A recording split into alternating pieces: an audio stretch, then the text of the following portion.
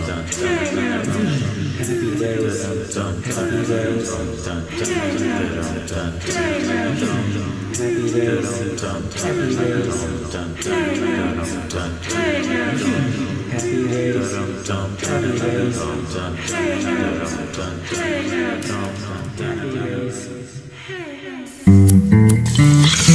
Welcome to the place where we take your music and listen to it. Where we hang out. Happy days,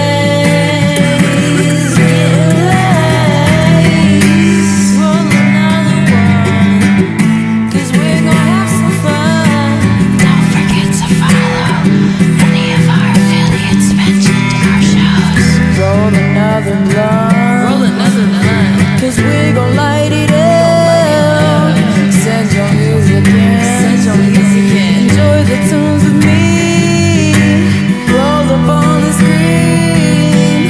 Take a seat with me. Send your music in. And maybe bring your friends. Take a seat with me. Enjoy the show with me. Sit back and hang out with Happy Days and me.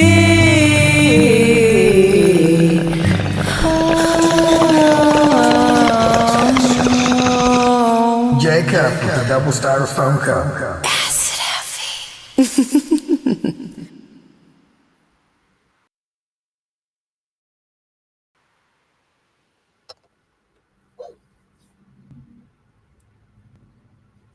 What's up, guys? It's Acid Happy from HappyDaze Productions, and I see I've already got a couple of you guys watching.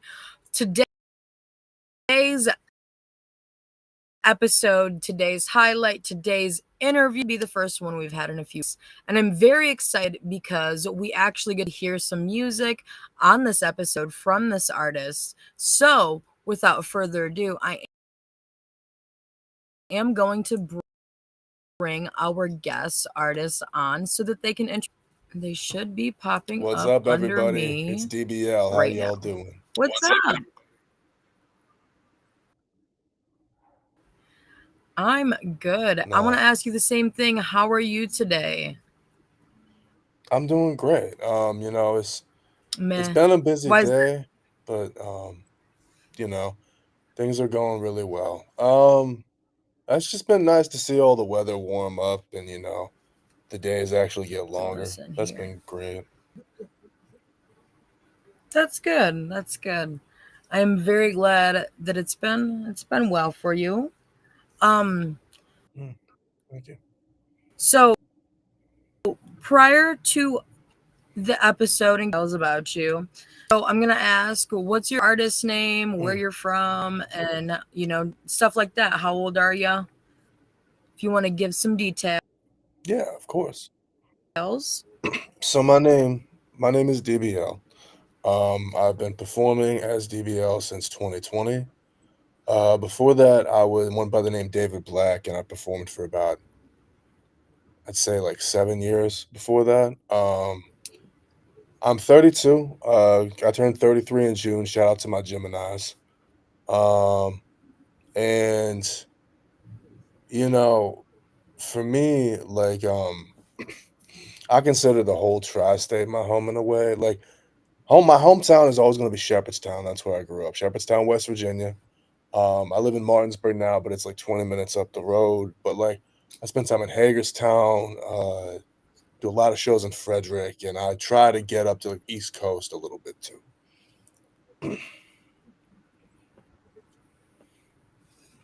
Yeah, Okay, that's that the makes long and short sense. of it.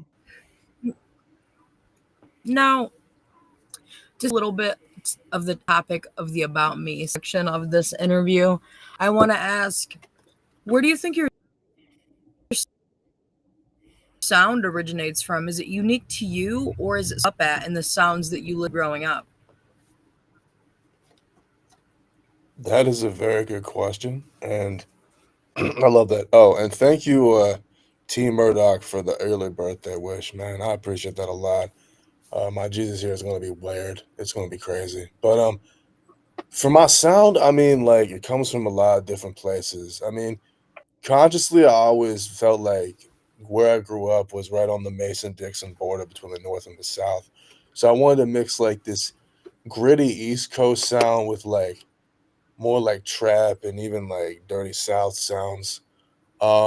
Lyrically too. I wanted to really represent where I was from because like where I'm from had a lot of like hippies and hipsters and connections to these really cool music and art scenes. So I wanted like that to come out in my music as well. And that makes it unique, but I mean, you can hear traces of what I do in all kinds of stuff. Sorry, my cat is trying to step on the computer right now. You better stop. Anyways, um, so I tried to incorporate like all these like psychedelic sounds and like even live instruments. Like I'll go into my friends' studios and record like guitar and bass or percussion or mess around on a live keyboard and just try to create like these really trippy out like sounds with like maybe touches of rock, a little bit of country, but still really much hip hop. Like I want that to always be the root, always to be like strong drums and just layer it up perfectly for good rhymes. I see. I see. So I make music myself, and I follow Nice. similar paths or similar ways. And curiously, I would consider yourself more a trip hop artist or an alternative artist. Do you, when it comes to qualifying, or I guess you could say, and putting your music into a genre? You know, that's a very good question. I guess like the best way I would qualify myself is alternative hip hop, like kind of what like like Deltron 3030 and the Gorillas were doing, and like to an extent, kind of the Roots, where you have all these live like instruments and really off the wall subjects, and a lot of times really deep subject matter, you know. And the idea is like I like to create like experiences with my music, whether it's bless you, like having to do with what I've been through, what people I've known have been through, what the world's going through, or just even a general mood and feeling. So I just would really consider like myself like that. Like my friends have compared my flow to MF Doom a lot. Rest in peace, Doom, in all caps when you spell the man's name. But I've also had comparisons to like Mike Shinoda from Linkin Park, especially my timbre. And so I think really I just subconsciously pulled from all these weird ideas and was like, look, no matter what you say about my music at the end of the day, I'm still a creative and still an artist. Um, I just want it to be organic no matter what.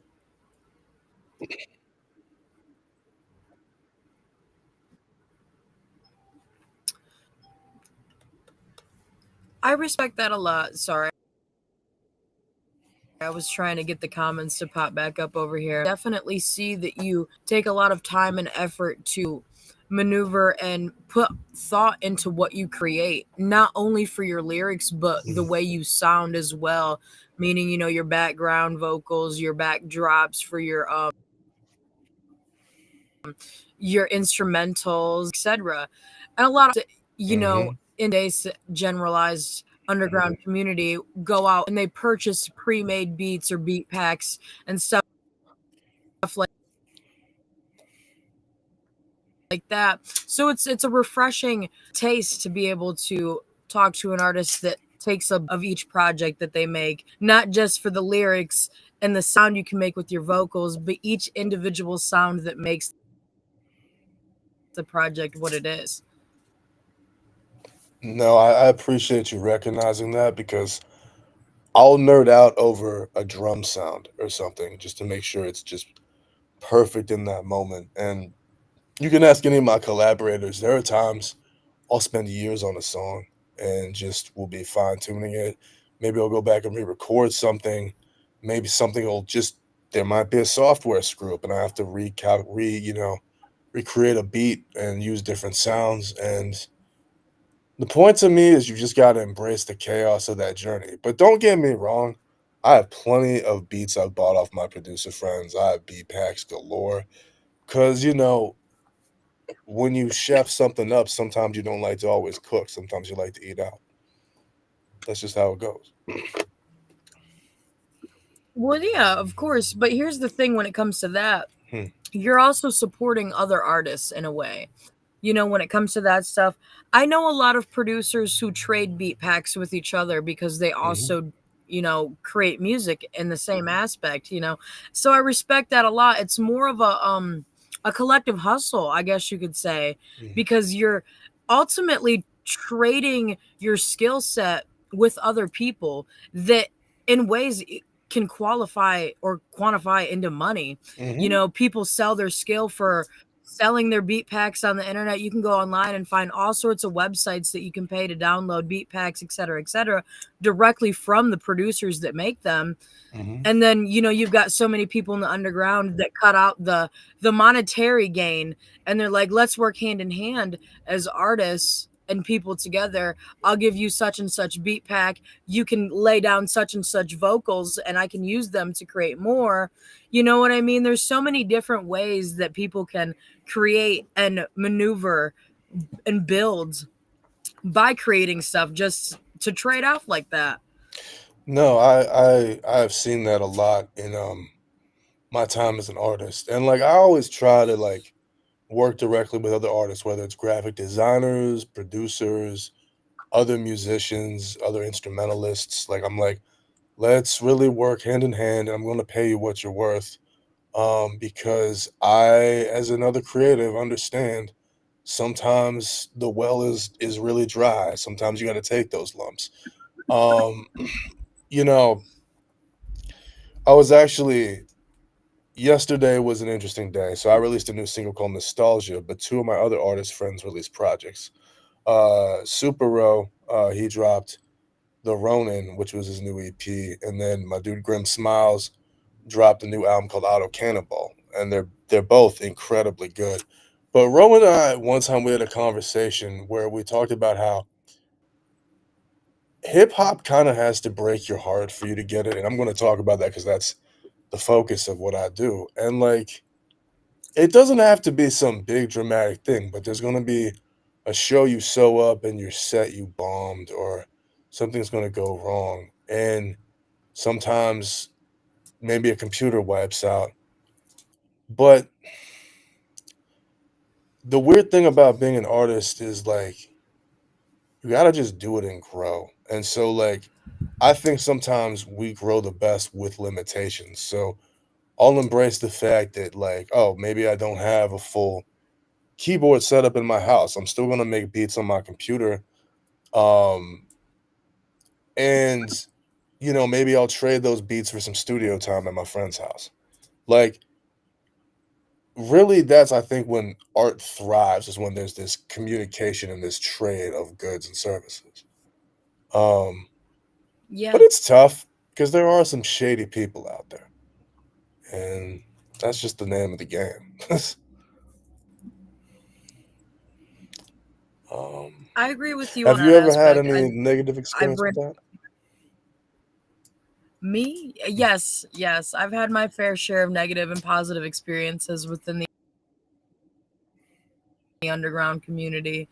I think that when it comes to navigating through the underground communities and finding artists to network with, it's important to Mhm. always remain true to you, yourself, because even though you're out here networking and making communities artists, at the end of the day, you can never 100% trust anybody except for yourself because you're the one that's Mhm. making all the decisions for you. You know what I mean? There's another artist that's going to Mhm. say, oh, well, you have to go on stage right now. That's ultimately up to you whether you decide, am I going to go on stage right now and make this performance, or am I going to sit here? That's absolutely right. No one can really make you do anything. You're the one who's going to motivate yourself. And like the craziest part about the whole thing to me is like people get surprised now when you're at these events and you're genuine. Like, I'm not saying this to make myself sound cool, but I've always been told I've always been a really positive member of whatever music scene I'm in because I'll buy your merch. I'll come out to shows where I'm not on the bill. I'll shout you out on stage. Actually, this shirt I got from my buddy Drewby. It's one of his earliest designs, and he and I traded shirts because I shouted him out on stage because he opened up this show I played, and I was like, I don't know why you were an opener, dude. You kicked some serious tail, and like, um, people are freak out about that now because like people don't expect you to go up and talk to them unless you want something out of them. But you catch way more flies with sugar than you do with salt. I mean, just it's okay to like root for other people and also like enjoy other people's success. Because if a scene works right, it should be steel sharpening steel, not just nothing happening. Yes, yes. And that's where it's important to take notice of who any encouragement to the table, which is something that I don't Hmm. a topic I don't see touched very much in the underground is encouragement Mm. from your teammates. I see so much all the time, whether it's these artist of the year ceremonies, whether it's rap battles, whether it's any type of beef within the underground community. There's this division and but what we don't highlight Hmm. enough is the encouragement and when people are giving that encouragement to each other. I want to see highlights of Hmm. artists encouraging other artists on stage, or like you said, you were giving to people that were opening up for your acts. That's the type of encouragement that should be, in a sense, glorified in the community, because that's the type of stuff that not only allows you as an artist to grow, but it allows the other artists to grow with you because you're in that sense. Hmm. That was a gem right there that you're bringing them in and allowing them to grow with you because it costs nothing to be nice. And what's crazy is like I'll hear some veteran artists being like, "Well, I had to like deal with this crap, so they got to deal with it worse or like at least what I went through." And I'm like, "Do we really want them to go through that, man?" Like, cuz I don't. Like there were times I actually didn't have my friends come on bills because I knew it was a pay to play and they couldn't afford it, and I had to drop out of quite a few pay to plays because I was broke at times. I've had some cool experiences with them, but like at the same time, like another thing is like life just gets in the way sometimes. Like I had to drop a show recently, which was embarrassing as hell because it's the second show I've ever dropped, and I hated dropping it. But you know, I did it because I was away from my local scene at the time and got assigned like a really rough day at work the next day because I was working helping clean out power plants, and I just knew if I came in like I've done it before where I've rocked the show, and if I worked an office job or something I could get through the next day. But like I'm not a young dude anymore. I'm about to be 33. Like I knew if I did it I would be falling asleep on the job. I didn't want someone to get hurt, and so I had to drop it. And what was amazing is because I was just checking in with everybody and being like, "Yo, I hope you killed your set." A lot of people were like, "Dude, we can't wait to see what the next one," instead of like reacting negatively. And it just goes to show it costs nothing to be nice. And it should, in my opinion, be easier for the next Hmm. generation of artists. Like it's like you shouldn't gatekeep, you shouldn't make it impossible for like people to want to work with you. And you know, I don't know. Being a creative and being an artist, you work in essence in the field of dreams, and it gets really difficult because everybody you work with, they have to have some sort of belief in themselves. So You want to defend that. But the thing Mhm. is like by putting up all these walls and being on the defense, you just hurt yourself. You stunt your growth. It's the opposite of like what you were saying. Instead of growing with each other, you're mad that 5 years later you're in the same spot. And it's like sometimes you just do that to yourself, bro. It is like that, and I I do feel, I'm just a few years younger than you. Hmm. So for me, it's like I get to see a lot of the younger kids coming out of high school, you know what I mean? They're learning what their sound is in the scene. Hmm. And for me, it's interesting because I see a lot of gatekeeping, but on the other hand, I also see very welcoming artists that are trying to guide and mentor, the younger generation of artists that are becoming adults, that are where they can perform at these venues that only adults can go to, because that's where a Hmm. lot of things pop off in the underground scene. Is these, they're becoming that age where they Hmm. can start participating in that. They can go to these bars and open up and do acts at the bars, so there's an influx of younger kids coming into the scene too. And Hmm. it's you're right, there needs to be more welcome open for the community of growth in that aspect instead of gatekeeping, even because you got to be able to give something for them to take on and pass down. How are we all supposed to collective if we're gate the knowledge that we have? You know what I mean? Are we just gonna die with that Hmm. knowledge that we have, or are we gonna share it with the younger ones that want and are seeking that knowledge and seeking that guidance from us? I couldn't agree more because like the other crazy thing is like, I have a manager, my dude Hayden. He's 24. We've been working together for about a year now.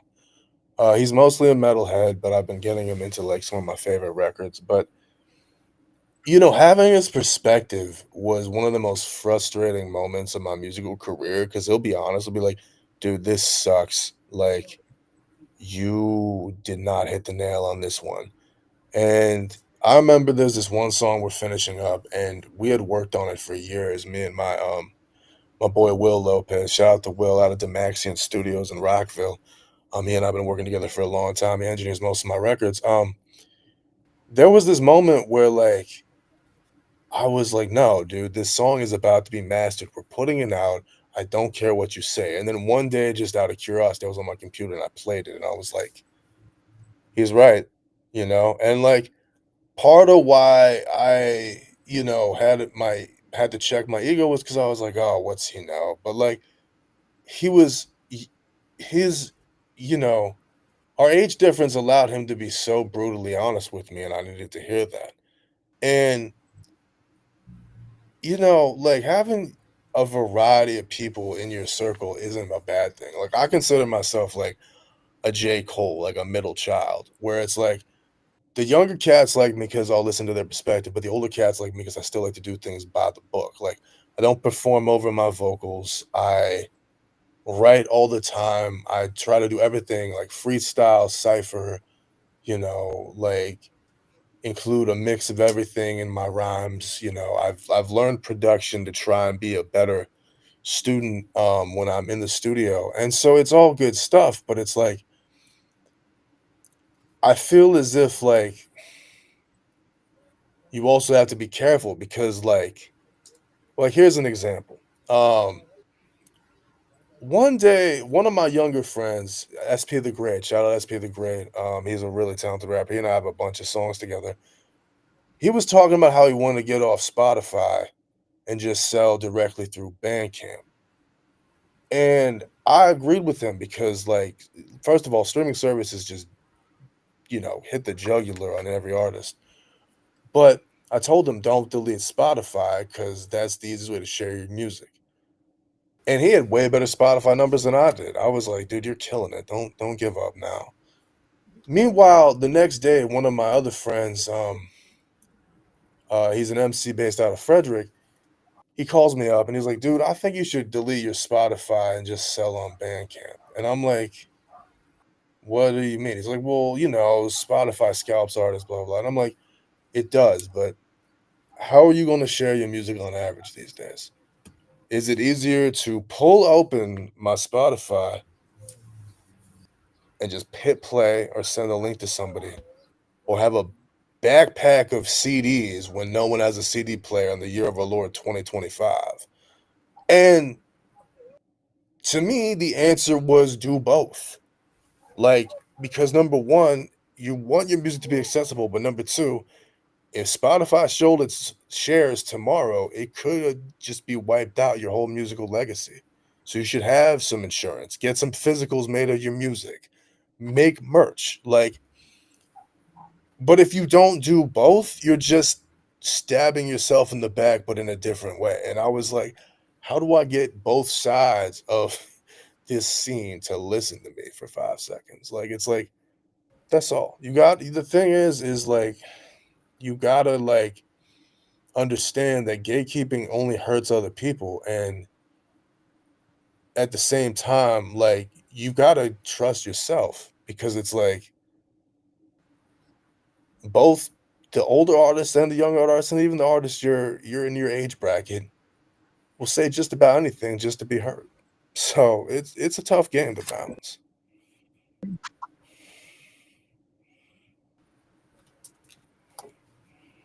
'Cause, Um, so what so far do you think your roughest experience as an artist has been, since we're kind of on the topic of this?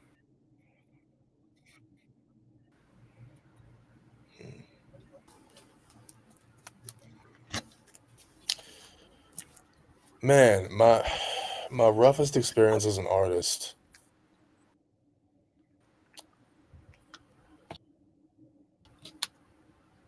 I will tell you, I wouldn't call it my roughest, but to me it was my most memorable, because it made me take a lot of my skills, um, and approach them with a more professional mindset.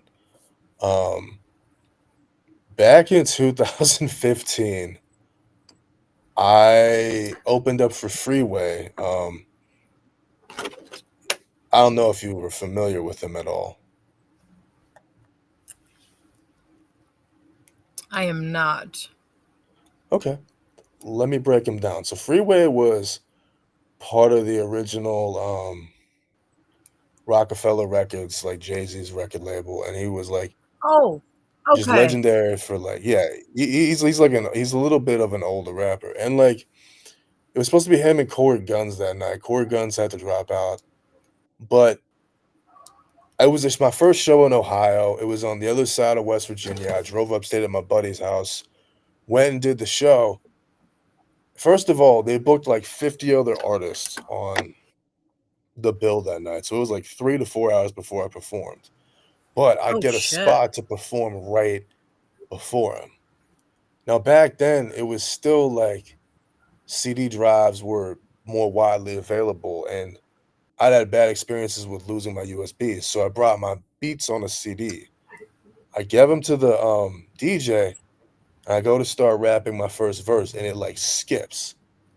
And I'm like, okay, anyway. And it re skips again. And I'm thinking he's doing something like cutting it. And I'm like, what's up? He's like, oh, dude, your CD's skipping. And I'm like, shit. And I'm like, all right, I don't have a USB. Let me pull it up on my phone. And so me and the MC, the host of the whole thing, are arguing. And all of a sudden, I knock off the preamp off the table. So for those who don't know, that's the box that basically gets all the microphones and stuff in, and the sound goes in to be like engineered. So it's dead air, and I'm just on this stage, and all of a sudden, this guy next to me was like out of a comedy movie. He was like, "You should say something," and I'm like, "What the fuck do I say?" And finally, we get it fixed. I play one of my songs off SoundCloud, rap over it. It sounds awful, and I just am like, "Thank y'all, good night." Hand off my microphone and just walk outside and catch my breath. And I'm like, that will never happen to me again. Well, a month later, I am opening up a show for Cess Crew, who used to be, they were signed to Strange Music for a while. I think they broke up. It got weird. But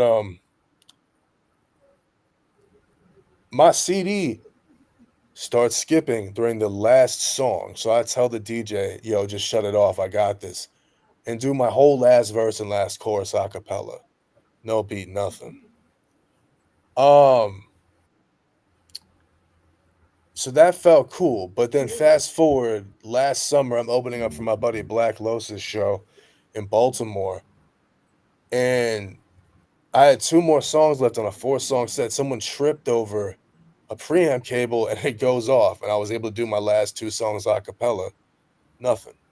Um, that to me was definitely a trial by fire, but I'm happy it happened to me because it made me like be like, you need to have your music down all the time. You need to have a backup of a backup.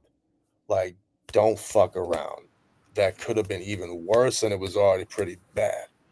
So, lessons learned, like you can look at it as an L or you can take it as a lesson. That's all.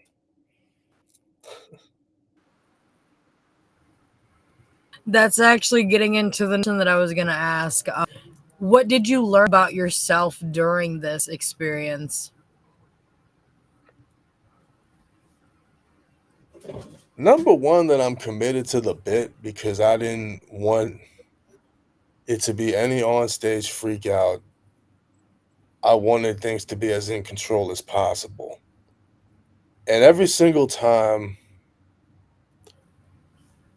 I got better at having my show down and being able to bounce back from technical mistakes, I felt like so damn confident, like the absolute fucking shit. Like no one can touch me. And you know, um that was what I needed to see because I think when you get into doing art, especially music, you go through a lot of self-doubt. And there's this quote, it's really corny. I remember it from Naruto, and it's like one of the earliest episodes where Kakashi's talking to the main character, and like Kakashi's his teacher. If y'all don't know what Naruto is, you've been living under a rock. The point is, he talks to Naruto, and he's like, says this quote, and I'm gonna butcher it, but the premise of it is like, yeah, you might think he's strong, but he knows there's, other warriors out there who are half his age and twice as strong as he'll ever be. And it's like that's how I see it because it's like you don't ever know when someone could be the dopest songwriter or best rapper or best guitar player or drummer or singer. But a lot of times, like, you're stopping yourself by not having that little drop of self-confidence. So I mean, when you overcome obstacles in your music career, it feels good and it really solidifies you like, yeah, I'm here to do this. Like, absolutely. I mean,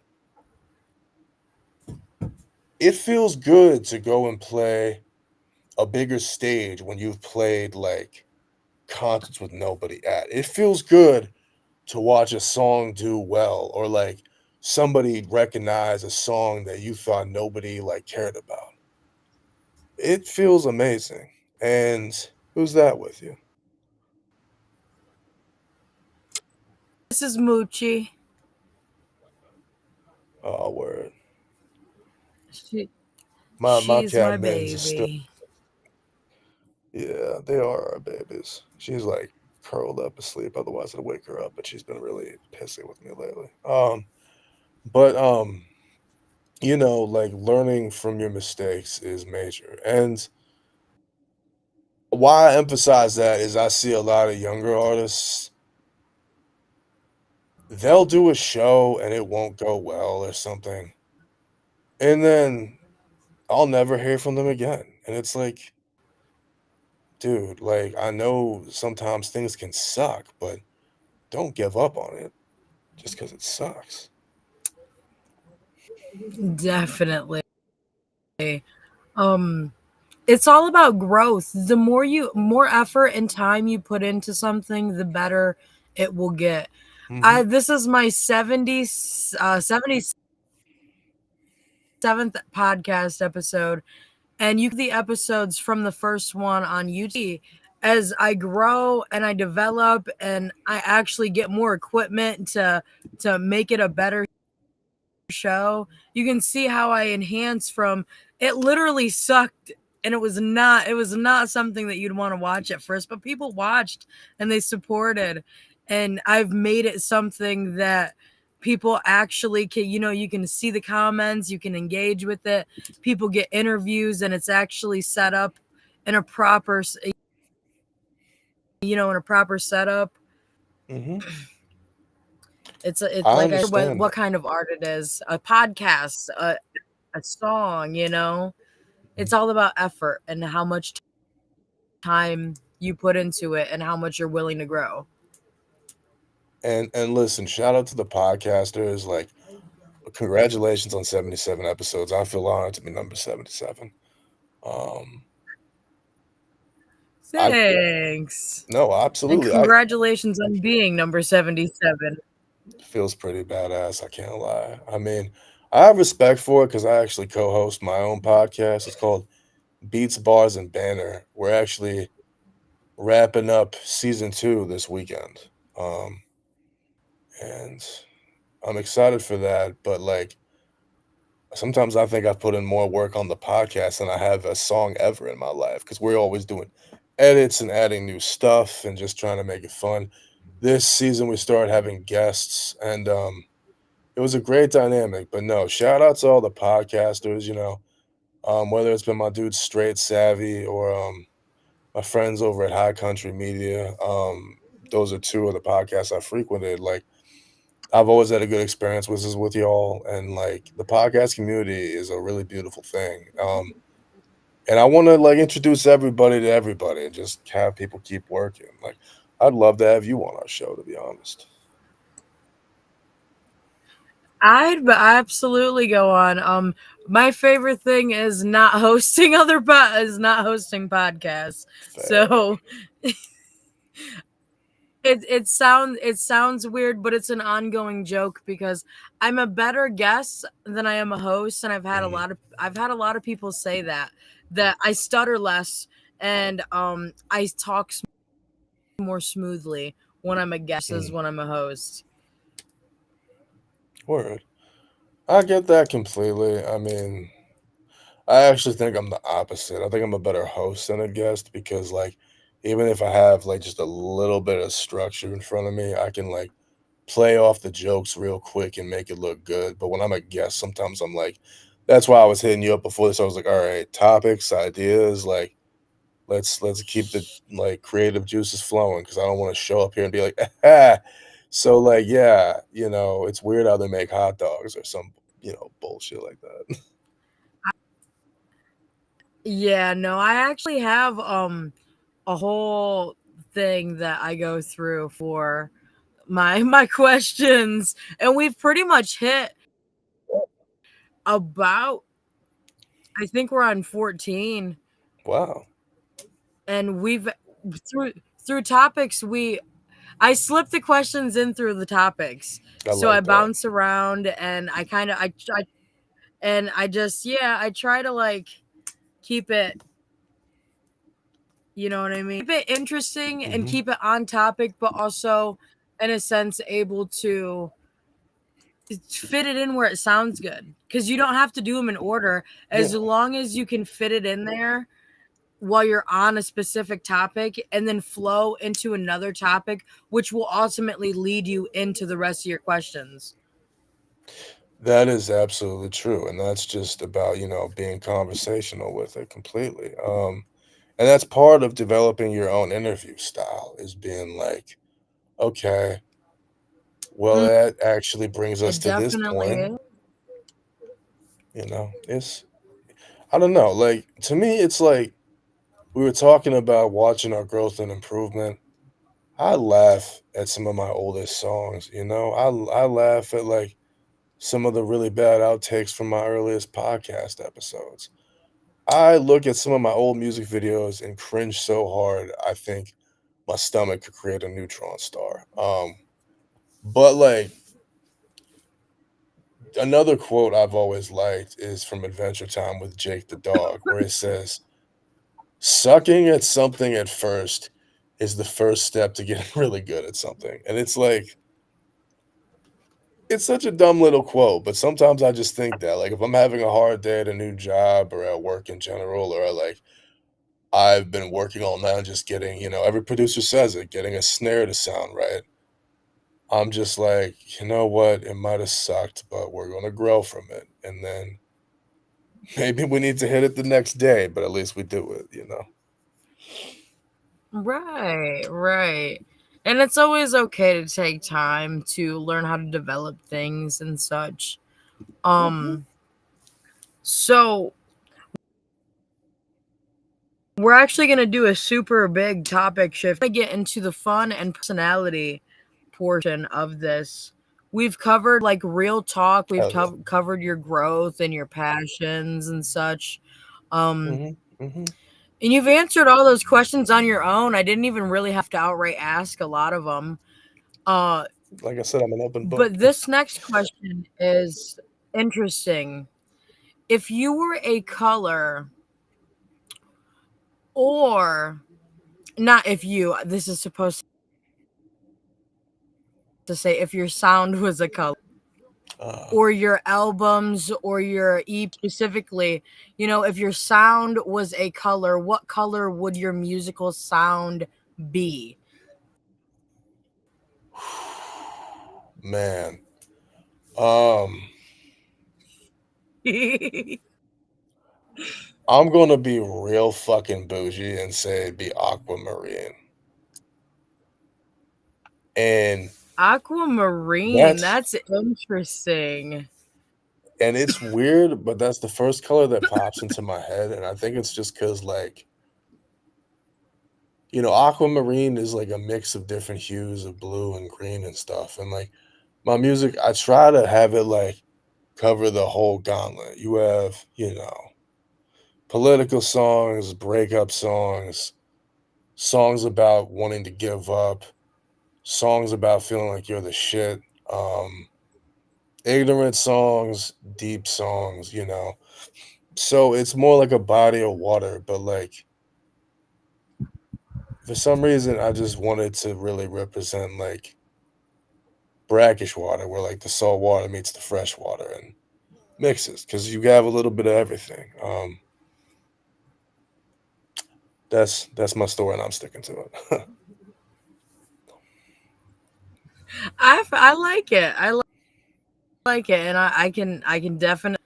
Um, Hell yeah. what is now, and it cannot be your own music. Can I be my own music? Well, let's see. Mm-mm. Um, well, like I said, Super Row and Grim Smiles dropped yesterday too, so I've been playing them a lot. But I've been listening to a lot of heavier stuff lately. You know, landmarks. My girlfriend just commented. She said, "Hey, I said blue," and I'm like, "You're absolutely right, babe." But nah. I would really so like I would really have to break it down. It's like a lot of like heavier stuff. So like there's this French metalcore band I love named Landmarks that just dropped an album earlier this year, and I finally got around to listening to it. Um, I've also really been digging, or I've been in a conflicted place about it. Do you like Sleep Token? Yeah, I've seen them live twice. I love them, but like their new album, Okay. even in Arcadia, I haven't made up my mind about yet. Like it's very different from Take Me Back to Eden. And this is one of my like hipster fuck opinions. I liked them when Vessel still had the full mask, so all y'all can eat shit. But um I don't really know how to feel about it yet.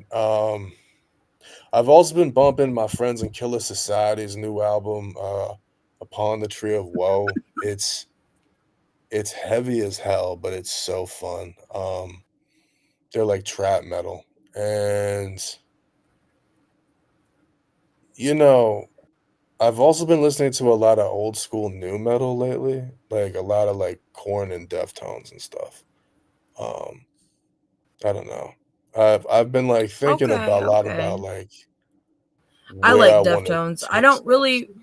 I love Sleep Token, So you're like more but Deftones over Korn? yeah, for sure. I love Sleep Token. Hell yeah. No. I like Deftones too. I Since we're saw them topic of live artists, actually, and they were insane. Oh, sorry. I'm jealous. I was supposed to go see them live, but I ended up having to work or something that night and like really good money overtime. And I was like, man, I would make more Yeah. money going to work than I would be worth the ticket that I paid. No, I've been there. I had tickets to see Rage Against the Um, Machine on their get last into the tour. next question. We're skipping out a lot. Oh, my Ooh, bad. yeah, we Yeah, are. I'm all over the It's got a place. fucking like 30 second. No, you're good. It's restream now. It's super bad for us. Yeah, it is. Like, wow. Okay. Well, how about this? I'm just gonna say what I was gonna say, and then I will just shut up and let you ask whatever question. So I lost You're out the chance to good. see Rage Against the Machine, like I lost the chance to see RATM like twice during their final tour, and then Zach De La Rocha was like, "Oh, that's pretty much it," and I was like, "What?" And it made me so mad. Like, so I've been there, trust me. But okay, That's sad. lips are sealed. What you want to know? That is so sad. Um, what is your dream venue or event that you would want to perform at? Well, my dream venue is probably Red Rocks in Colorado. Okay. Um, I would I would want to just have the most over the top crazy stuff. There's also a venue called The Cave in Tennessee that they built in an actual cave, and it looks so dope. So those would be my two venues. But what was the second part of the question? I'm sorry. Your dream venue or event that you would want to perform at. So like Okay. any its big events. Big events. What's up, Megan? Yo, shout out to Megan.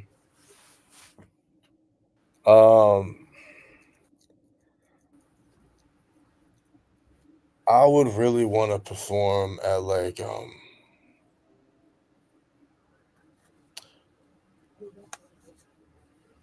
probably just like a festival that isn't around anymore. So I mean, I would have loved to do Warp Tour back in the day. That was always my dream.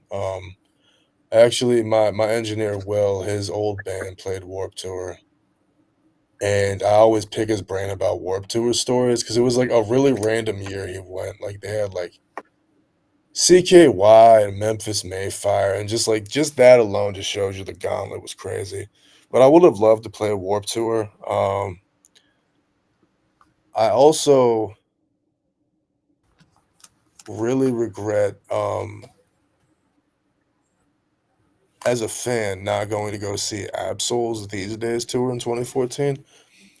This is just a random aside that my stoned brain is thinking of, but like apparently Earth Gang opened up for him and Jid was like being their hype man and like now they're astronomical and that would have been so crazy to see.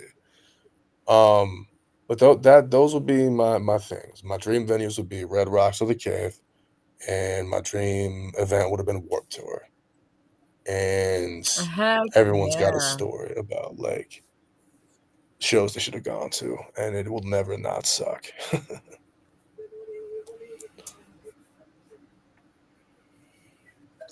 Heck yeah. Sorry, I was being nosy. The boys are outside doing stuff. Um, so we're gonna get onto the more future focused thing. What's Okay. um what's coming up for you? Do you have any projects that Williams EPs, singles dropping lately? Well, just yesterday I dropped a new single featuring my friend The Reason Bars called Nostalgia. Um, that is a really Okay. cool song. I made the beat during a beat making session with my buddy Jaro Music, who's also an incredible engineer and producer. And we made this. I call it Deftones meets R&B because of the guitars in it. And we got my boy The Reason to drop a verse on it. And I shopped around a third verse to a couple other artists, and no one really just was feeling the vibe of the song. So I said, you know what, fuck it, I'm gonna drop a third verse on it. So I hit the studio. Shout out to my boy Dip at Too Hot Too Heavy. He engineered that session. We knocked it out and let that sucker fly. And Hell um, yeah. I'm going to be doing, yeah, I'm going to be doing a deeper song breakdown on IG soon. But looking to the future past that, there's a lot we're planning. So I just dropped back in February my EP called Depression, and that's part of a series. I dropped the first EP, Anxiety, last May. Depression dropped this February, and then we're finishing up the third EP in the series called Mania. Um, and what they did is each one kind of explored those different topics of mental health through like not just hitting the nose on the head, but really getting into it. So depression, I was talking about, like trying to figure out my roots of it and, overcoming the negative feelings and realizing those aren't permanent. Anxiety was about world stuff that, whether it was my love life, politics, or just, my own resentment at myself, why that gave me anxiety. So Mania is going to be about like just extremes in feelings. We have a happy song, a sad song, and a triumphant song. Um, that you're gonna hear from me with that this year. But right now I got a couple more singles in the can that I'm ready to like just kick out. But we're just trying to time it right. We're getting good album artwork made because again, support the artists. We're doing all the other prerequisites, whether it's music videos or, building up good social media posts and trying to make events happen. But the biggest thing is I'm starting work on my album this summer.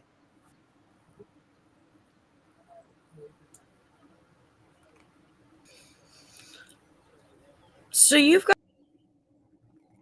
a lot going on for you right now, aside obviously music wise, but do you have anything going on that you plan on performing anywhere? Do you have any shows that you're looking forward to coming out or coming up anytime Oh, soon? most definitely. There's a lot of good shows coming up. So Saturday, June 7th, you can catch me out in Baltimore at Beats and Barbecue, hosted by Nate Cryptid. A lot of my dope friends are going to be there, and it's going to be a lot of fun.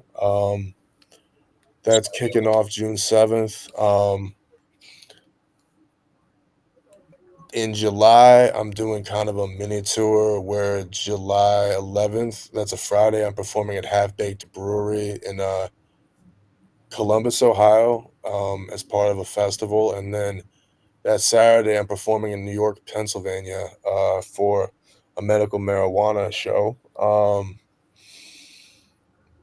Beyond that, I'm trying to secure a few more dates in the summer. And if anybody out there's interested and wants to know more about like what my live shows are like or anything, I highly recommend you check out my YouTube page. I've got a lot of old live footage on there from my last couple of shows. And come out and hang out with me. I'm always friendly, and I'm dropping a whole bunch of new merch. So have a good time. I'm Ohio, Pennsylvania, Maryland. I'm really excited to like hang out with y'all. Beyond that, I'm trying to attend a couple music conferences in the fall, but that's about it. Heck yeah. Yeah. That sounds fucking awesome. And it sounds like, you've got some pretty cool stuff that people need to, see if they can't not participate in Hell yeah. and come see you live and check out some of your cool stuff. Next question.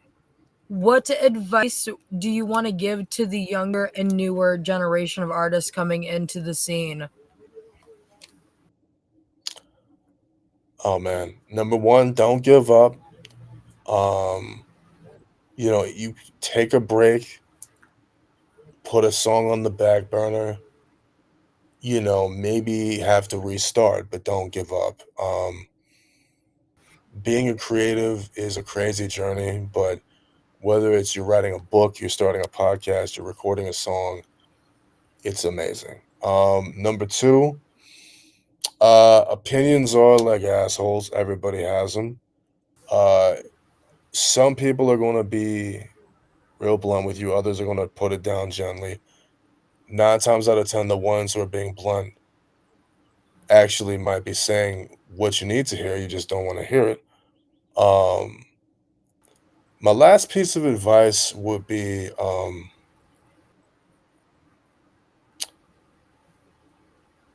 don't feel like the world's waiting on you. You're waiting on the world. And what I mean by that is don't feel like you got to rush through everything and got to drop like the next Illmatic or Get Rich or Die Trying or, you know, anything that we deem a classic tomorrow. It's okay to drop something that years later you look back on and laugh. The point is you did something. And the point is if you want to get better at it, you got to give a chance to grow from it. That's all.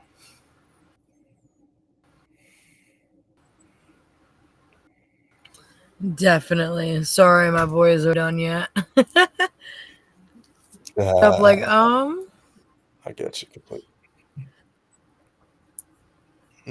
All um, good. No worries. and final question before we play some of your music, that is, what advice or not what advice, we just answered that. How can people support you and stay tapped in with you and get updated with your music and your content forming? Bet. So I mean, I think the best places to follow me, the best place would be Instagram. I'm at all lowercase, one word, DBL that dude. At DBL that dude. And that's where I post, my show flyers, my new singles. But I post a lot of different stuff, whether it's throwbacks, whether it's behind the scenes, whether it's just little blooper reels from me making content. It's a fun place to be. I always respond to comments. I am on Facebook at facebook.com/ lower uppercase DBL304. Um, I try to interact with folks there as much as possible, but I'm a little rough. Last but not least, if you want to see a lot of my music as well as my music videos, I'm on YouTube at DBL304, all uppercase. Try to make it easy. And you can find me wherever you stream music, whether it's Spotify, Apple Music, YouTube Music. I'm there. And feel free to DM me there too. I get back to every type of message. So Heck yeah.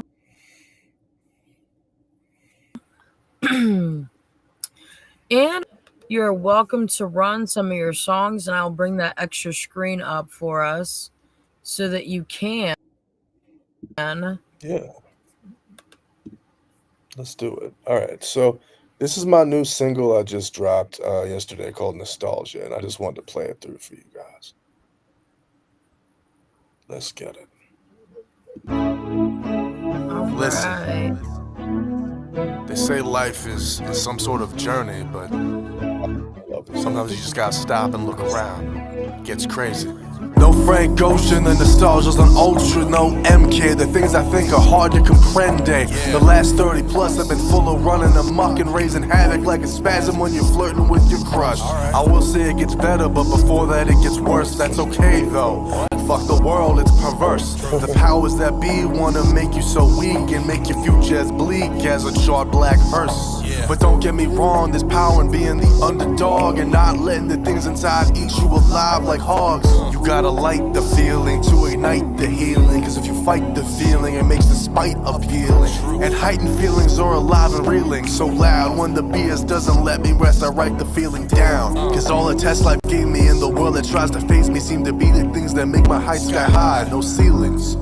No ceiling, so I levitate. Incline my mind to the pearly gate. Heaven waits with no boundaries. Collect bounties until you're straight. Them negatives, you can't keep it like a paper plate. Turn negatives into positives. See the picture made? Nervous shaking like Ali until you see you're great. Picture your fate. Believe in yourself like you do your faith. Cause life stay trying to knock you like a fist to face. I stay exploring, never dormant. I just create. Just cruising through the track like a tidal wave. I levitate, cause growing up, see what the title make. You gotta manage yourself to get the brighter days. Anxiety turns sobriety when writing on the page. And some will take a shot, but they pump and fake. See, life is a journey and be a bag of shake. So stay grounded in the world, cause it's full of hate. Yeah, grounded and enlightened. Still alive, wild, but no faulty wiring. Move presidential with no fear of indictment. Only goal, truth be told, is to lead with the righteous. No Benny, but 100's what I keep it when speaking. I kill them with kindness, and my past was bad dreaming. A lack of discipline and bitter sin left folks cry, left me ready to die. Big suicide silence. That's not your typical waterworks. That's what leaves you stressed, like why don't the power and water work? Trying to reach that level for wifey, what her work? But she's a grinder, holler too, I gotta learn from what I knew. See, the past can leave you trapped and sidelined, or it can be the step up to your greatest, that prime shine. DBL and the reason tried to teach you this whole time. You either grow past your old life or let it make you frightened. If you're hearing this, don't get trapped in the nostalgia. Sometimes you gotta let it go. That's all. And that is that. That was pretty fucking good. Hell yeah. Thank you for sharing. Oh, Thank shit. you. Excuse me. Thank you for sharing that. Bless you. Nah. Thank you for having me. It's been a wonderful time on the podcast. It definitely But yeah, has. If you have any shout outs you want to give to any people, say thank you to anybody, say I love you to end your time to do so. Word. All right. Well, let me give a couple shout outs. So shout out my dude The Reason Bars for being a guest on this song. It was really awesome to work with you after all these years. Shout out to my boy Jero Music for working with me on building the beat and making something original. Shout out to Dip at Too Hot Too Heavy for his work on mixing it, and shout out to Odd Job, and he's another artist, he's a country rapper, for making the artwork. But beyond that, shout out to my manager Hayden, who really helped guide this single coming out. Shout out to my dude Will at the Maxion Studios for all his hard work on the new stuff we got coming up. Shout out to all the local scene, whether that's Super Row and Grim Smiles, who dropped yesterday, or my boy Angelo, who dropped an EP yesterday too, or Hell's Bells, or Knowledge and Mischief the Rebel and their whole camp, Candy Bars too. Shout out Candy Bars. Huge shout out Billy Live and Wisdom Core Entertainment and everything they're doing. Huge shout out Killer Society. Huge shout out Nihilistic Music. And last but not least, I'd like to say I love you to my girlfriend Kat, who's been watching this whole time, and she's her wife in that song. So I just had to say that. But yeah, that is all I gotta say, y'all. Heck yeah. Thank you everybody for watching, and thank you for being our guests tonight and coming on the show. Absolutely. And I want to give a huge shout out to the whole Happy Days crew behind the scenes and everybody who watched tonight and tapped in and showed some love. Thank you guys so much. We love you.